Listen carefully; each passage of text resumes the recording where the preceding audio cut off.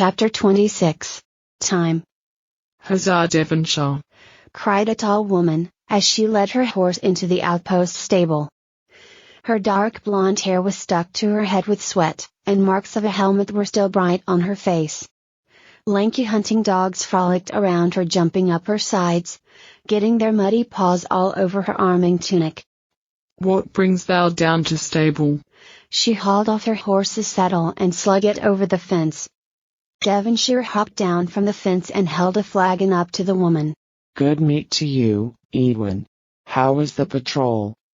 Edwin took the flagon, drank liberally from it, and poured an equal amount over her head and down the neck of her tunic. She blew out her cheeks and shook her head. I'm forgetting the magic of it. She poured more out, far more than the volume of the vessel reflected, into dishes for her dogs.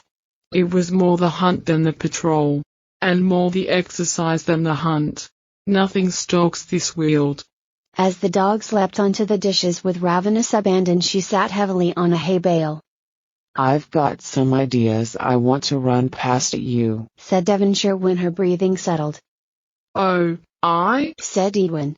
Hast thou become keen on vortices? Oh, I am, said Devonshire. I think they are the ultimate expression of the raw forces of nature. But I haven't had the leisure to explore that. Leisure is something that has been sorely wanting, said Edwin sadly. This would be about the Hellions aggrieving our army then? Yes, said Devonshire simply. She came around and sat on the hay bale by her. The dogs had finished their water and were lying on the ground, panting. I've been studying the images and patterns from the encounter. Also had a long talk with Miasma yesterday, who was on the ground against it. She shook her head. It's quite the horror.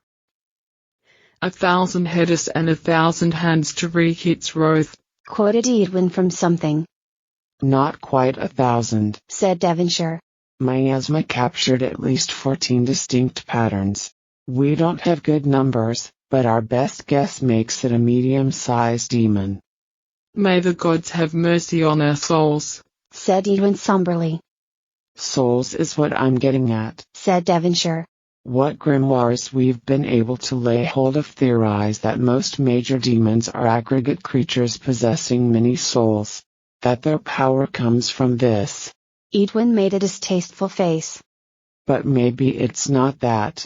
We've never seen any sort of creature that had more than a single soul. So it seems a bit of a stretch to assume they are easy to aggregate. What if, instead, it was just one soul, but one that had the barriers between its past lives ripped apart? Edwin pondered. Such a soul might manifest many conflicting wills. But seems natural that would nay have an additive effect on the animus, but a detraction. Devonshire shrugged. We think the new magic has given us so much, until we're hit with something like this. Then it's back to the old superstition-ridden manuals we've disdained. Seems more a simpleton soul, with no past lives, would be easier to wrest into such a noisome creature. She pointed her finger at Devonshire. Which should be reason enough to go back to reincarnation. Devonshire nodded enthusiastically. Yet another reason. Edwin got up and started combing down her horse. Demons, gods, they all traffic in souls. We're only in this mess because the people who originally discovered the new magic did this to the world. I wish the Academy would focus more on using it to put things back to right. Thou knows I'm with you on this, said Edwin. Thank you, said Devonshire. It's just one distraction after another though. I never have a motive time for my vortices, lamented Edwin. Now there is power to rival soul hoarding. Devonshire nodded. If we could harness that, we could fill the strategic mana reserve. A better alternative to upgrading the standard army kit to include contributions from each soldier. That's the first step down a slippery slope to where the gods went. Time, exclaimed Edwin.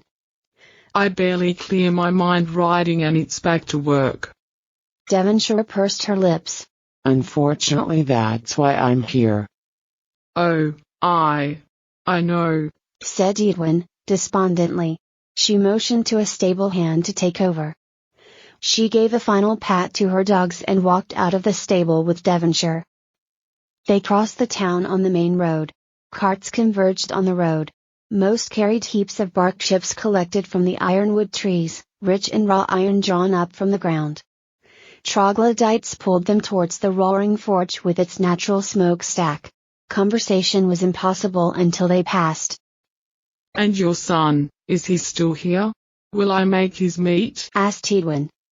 He went back yesterday, said Devonshire. I won't see him for another 6 months. 'Tis hard, said Edwin. Yes, said Devonshire, with a hard face. and I'm not doing a good job of it.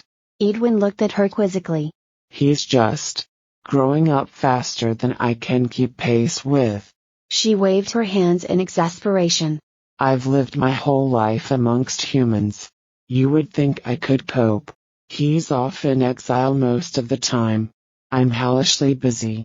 I just never get a chance to catch up. She shook her head. Did you have kids before? nay, said Edwin. soldier my whole life for the Empire. Then we brought you back, said Devonshire, with sympathy.